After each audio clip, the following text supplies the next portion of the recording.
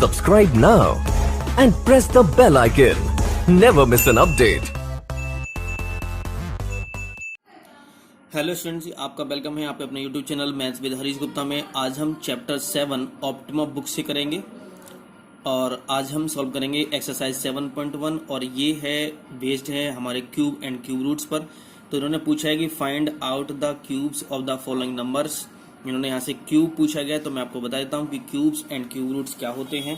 तो सबसे पहले हम देखेंगे, पढ़ेंगे यहाँ से क्यूब पढ़ेंगे, यहाँ पढ़ते हैं क्यूब पढ़ेंगे। तो क्यूब किसे कहते हैं? जैसे मैंने कहा क्यूब का मतलब होता है 3, जिसकी पावर 3 होती है। अगर हमें x का क्यूब फाइंड करना है तो x का क्यूब तो मतलब इसका हो गया कि इसकी मल्टीप्लाई 3 टाइम्स करेंगे तो x मल्टीप्लाई x, तो ये हो जाएगा हमारा x की पावर में 3। अगर हमें 4 का क्यूब फाइंड करना है तो इसका मतलब है 4 मल्टीप्लाई 4 और ये हो जाएगा 4 4 जा 16 4 जा 64 हो जाएगा। अगर हमें 7 का क्यूब देखना है तो हम क्या करेंगे, 7 मल्टीप्लाई 7 इक्वल टू ये हो जाएगा 343 हो जाएगा।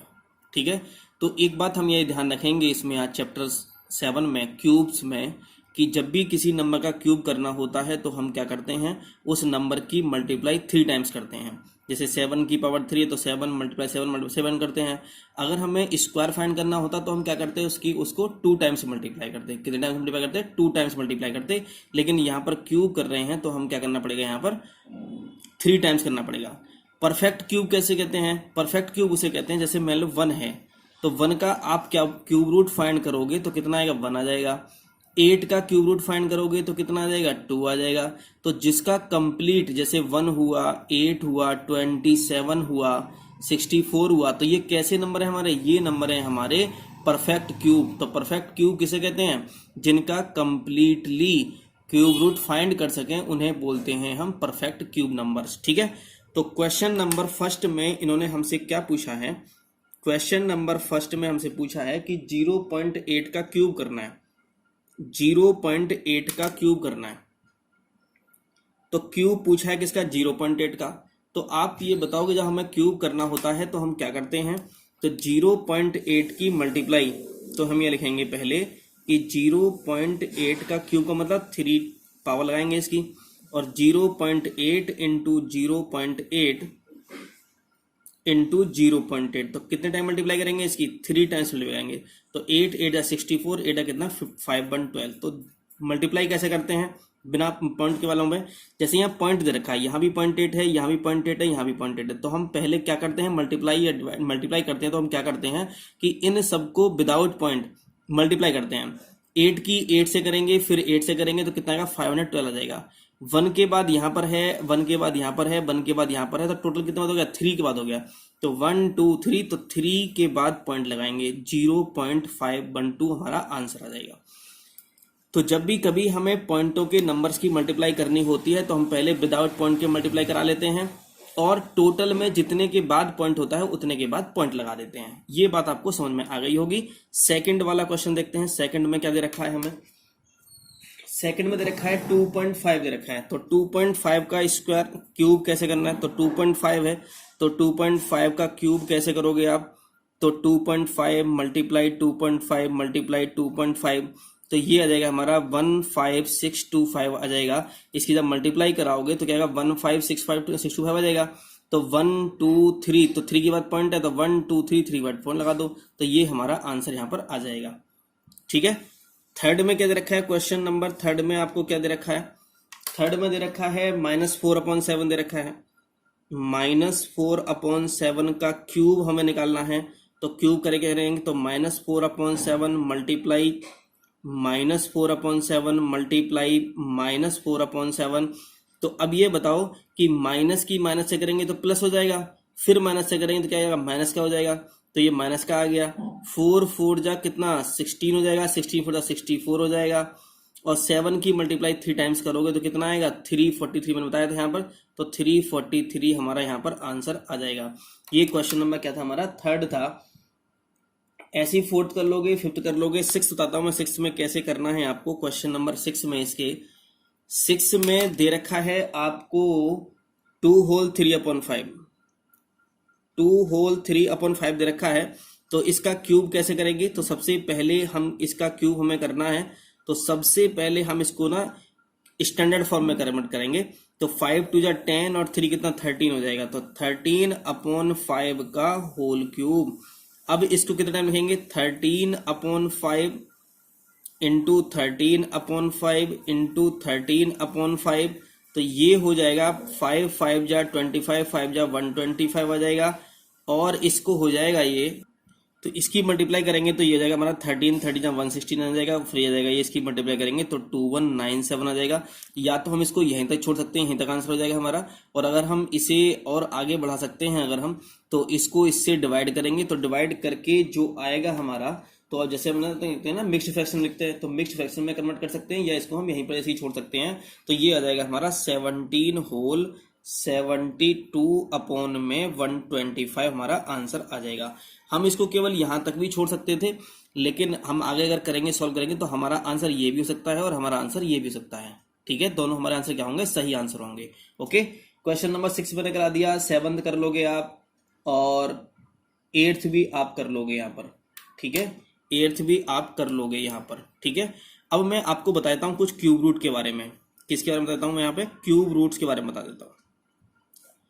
क्यूब रूट्स फाइंड करने का ओनली वन मेथड है हमारे पास, प्राइम फैक्टराइजेशन मेथड।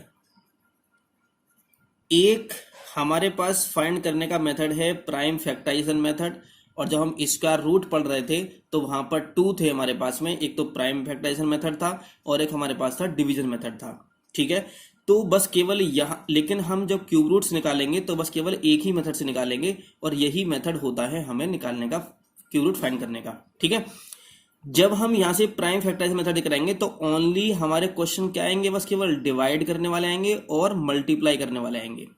हमें ना तो ऐड करने वाले पूछे जाएंगे और ना ही सब्ट्रैक्ट करने वाले पूछे जाएंगे, क्योंकि ऐड और सब्ट्रैक्ट करने के लिए हमें डिवीजन मेथड होना चाहिए, और डिवीजन मेथड हम यहाँ पर पढ़ते नहीं। हम क्या पढ़ते हैं? हम प्राइम फैक्टराइजेशन मेथड पढ़ते हैं। ठीक है, वहां पर कितने पेयर बना रहे थे? वहां पर 2 का पेयर बना रहे थे हम स्क्वायर रूट में, यहाँ पर बनाएंगे 3 का पेयर बनाएंगे। ठीक है, तो क्वेश्चन नंबर 2 देखते हैं। 2 में क्या दे रखा है?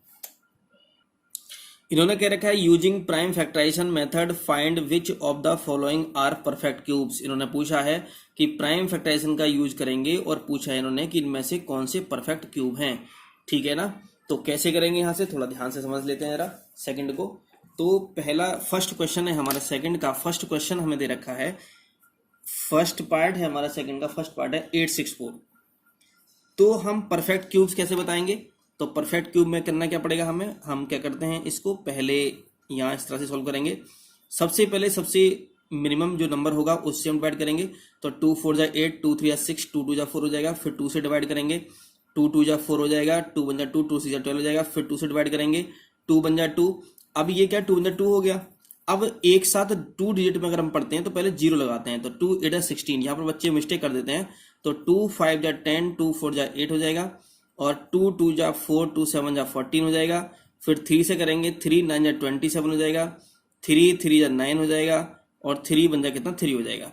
तो हम क्या करते हैं यहाँ से कि 3 3 के पेयर बनाते हैं। अब देखो यहाँ से ये 3 3 के पेयर बनाएंगे, तो मैंने 3 3 का पेयर ये बना दिया, एक पेयर ये बन गया हमारा। तो अब ये बताओ कि क्या ये 3 का पेयर बना? क्या नहीं बना, क्योंकि ओनली कितनी टाइम्स 2 है? बस 2 टाइम 2 2 रखा है, एक 2 और होना चाहिए था यहाँ के लिए। तो इसलिए क्या करेंगे, यहाँ पर लिखेंगे नॉट। क्या है हमारा ये? तो ये परफेक्ट क्यूब नहीं है। तो use prime factor method find which of the following are perfect cubes, तो कहेंगे नॉट परफेक्ट क्यूब। तो क्या हो जाएगा? ये नॉट हो जाएगा हमारा। ठीक है, सेकंड में क्या है हमारा आंसर? सेकंड में हमसे क्या पूछा गया है? सेकंड में क्या नंबर है हमारा?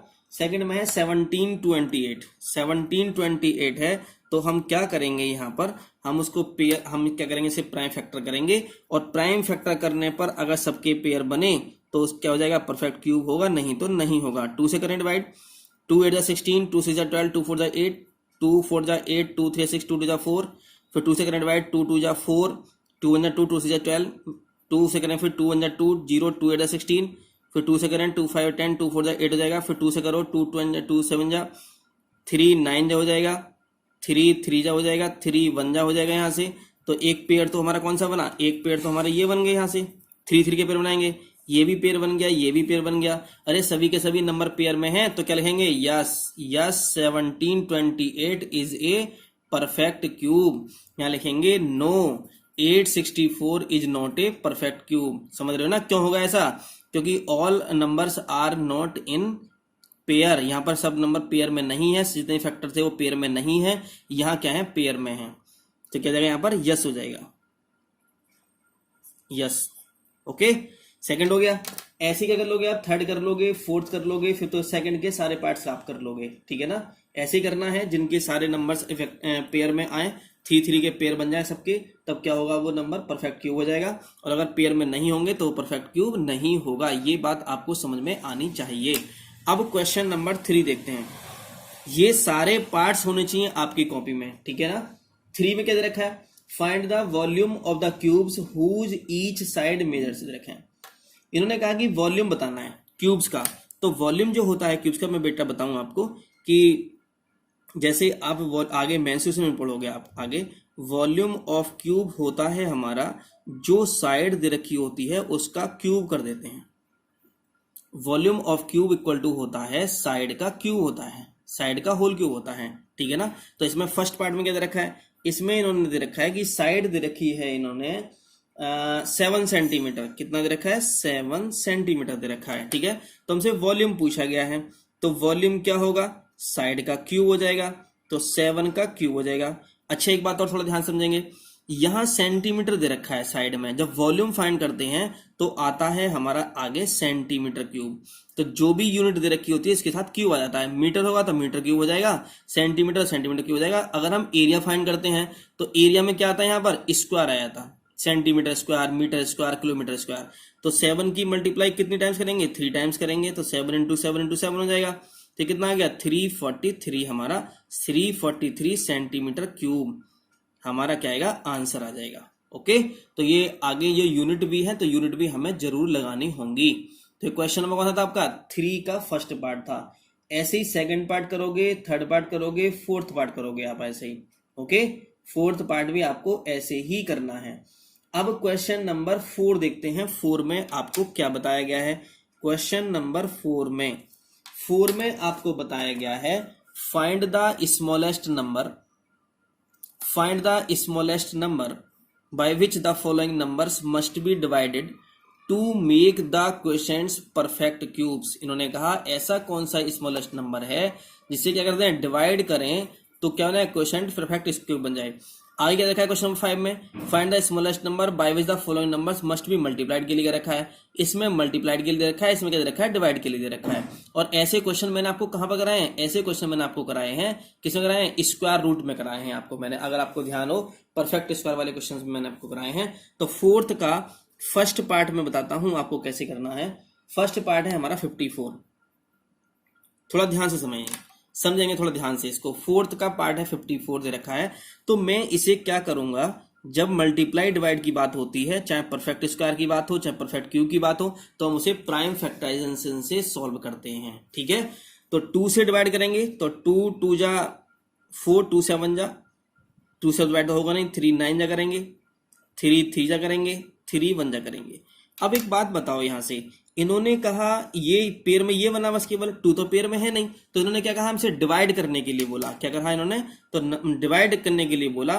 तो डिवाइड किससे करेंगे हम, तो जो विदाउट पेयर है, जो विदाउट पेयर है उसे क्या कर दो, डिवाइड। तो विदाउट पेयर के कौन है, ये तो पेयर में बन गई है। अब पेयर में कौन नहीं है, 2 नहीं है पेयर में, तो इसका मतलब है हम 2 से डिवाइड यहां पर करेंगे। तो स्मॉलेस्ट नंबर कितना आ गया हमारा, स्मॉलेस्ट नंबर इक्वल टू कितना आ गया, 2 आ गया। कितना आ गया, 2 आ गया। Smallest number 2 equal to answer आ गया। ये क्यों आ गया 2 यहां पर, इन्होंने डिवाइड करने के लिए बोला है। क्या करने के लिए बोला है, यहां पर डिवाइड करने के लिए बोला है। तो स्मॉलेस्ट नंबर आ गया हमारा 2, जिसे हम डिवाइड करें तो क्या बन जाएगा, ये क्वोशिएंट परफेक्ट क्यूब बन जाएगा। ओके, तो ये हमें ऐसे ही करना है। हमें यहां पर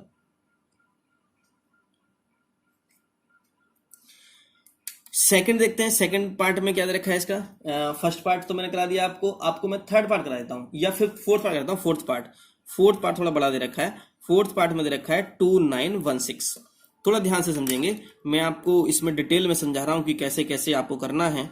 तो 2916 है, 2 से डिवाइड करो इसी, क्योंकि 2 से डिवाइड हो जाएगा। 2 बन जा 2, 9 है, 2 4 जा 8 हो जाएगा, 1 बचेगा 10 हो जाएगा, 2 5 10 हो जाएगा, 2 5 8 16 हो जाएगा।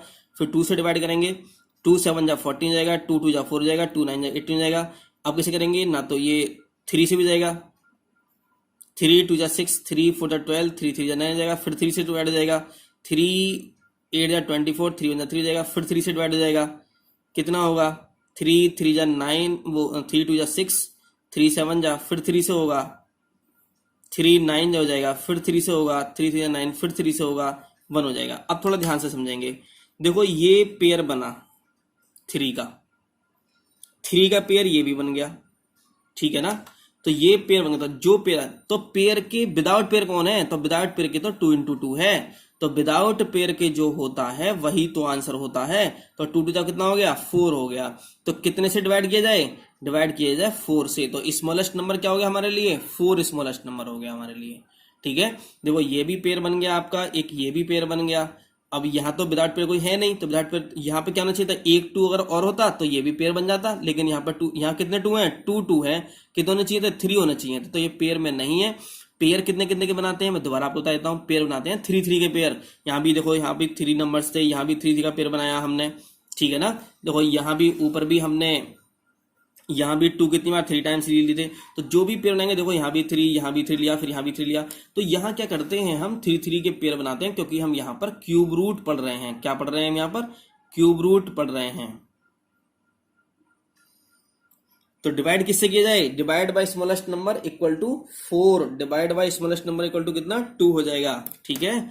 अब करते हैं क्वेश्चन नंबर 5 में। 5 में मैंने आपको भी पढ़वाया था, क्या पढ़ा था हमने अभी 5 वाले में क्वेश्चन में, 5 वाले क्वेश्चन था, find the smallest number by which the following numbers must be multiplied to make them perfect cubes. इन्होंने कहा कितने से मल्टीप्लाई किया जाए।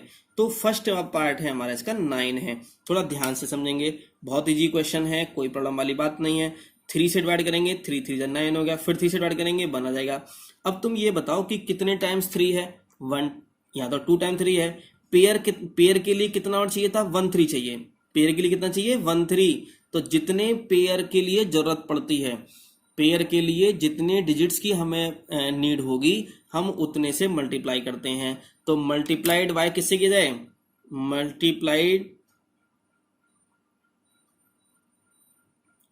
मल्टीप्लाइड बाय किससे, 3 से किया जाए।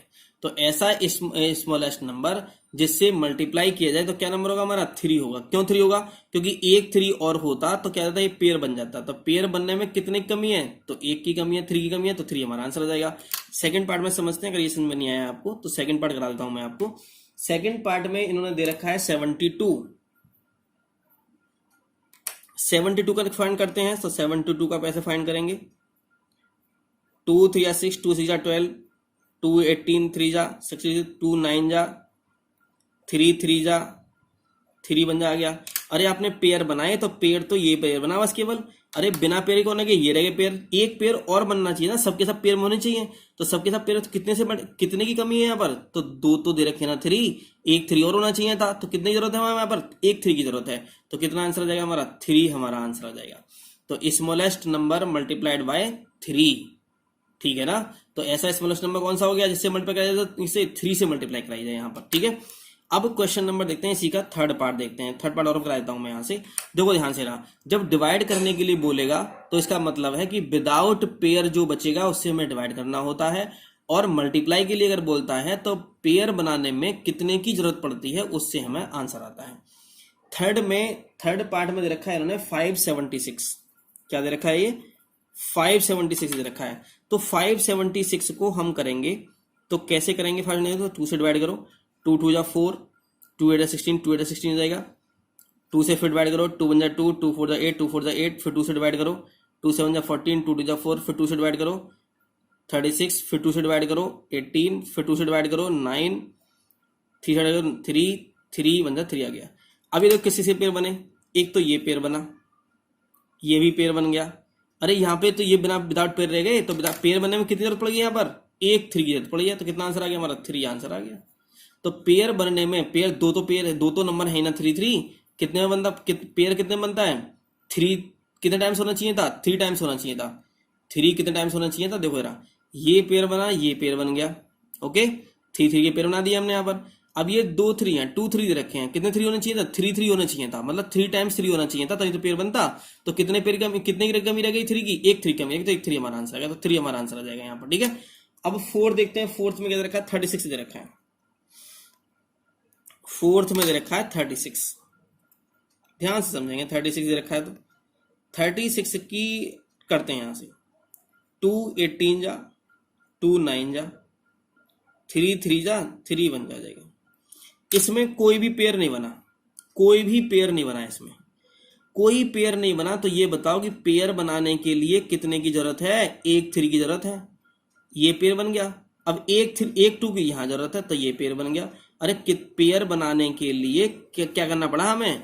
पेयर बनाने के लिए एक तो 2 लेना पड़ा और एक क्या लेना पड़ा? 3 लेना पड़ा। तो कितना आ गया? 2 × 3 = 6 हमारा आंसर आ गया।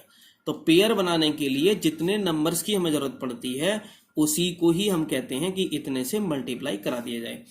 और डिवाइड के लिए बोलता है तो विदाउट पेयर जितने भी बचते हैं उनसे हम डिवाइड कर देते हैं, वो हमारा आंसर आता है। ओके, तो ये आपको बातें समझ में आ गई होंगी। और ये क्वेश्चन नंबर 5 था आपका, लास्ट क्वेश्चन था ये। और ये एक्सरसाइज आपकी कंप्लीट हो गई है, एक्सरसाइज 7.1। अगर आपको ये वीडियो अच्छी लगी हो तो इसको वीडियो को लाइक करें और हमारे चैनल को सब्सक्राइब करें। Thank you.